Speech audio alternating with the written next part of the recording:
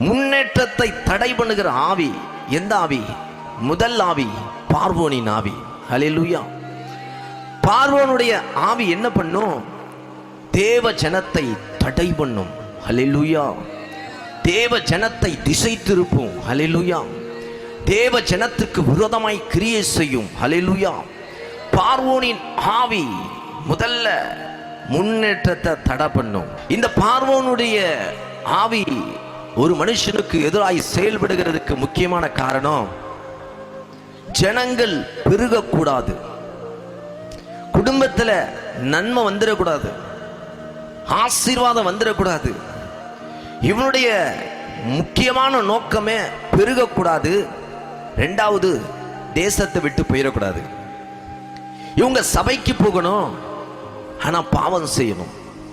இவங்க சபைக்கு போறவங்களா இருந்தாலும் டிவி பார்க்கணும். இவங்க சபைக்கு போறவங்களா இருந்தாலும் கெட்ட வார்த்தைகளை பேசணும். இவங்க சபைக்கு போறவங்களா இருந்தாலும் இவர்களை நான் தடை பண்ணி கொண்டே இருக்கணும். என்ன தடை?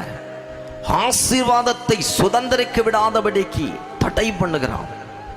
இந்த பார்வோனின் ஆவி எந்த ரூபத்திலையும் வரும், எந்த நிலையிலையும் வரும், எந்த சூழ்நிலையும் வரும்.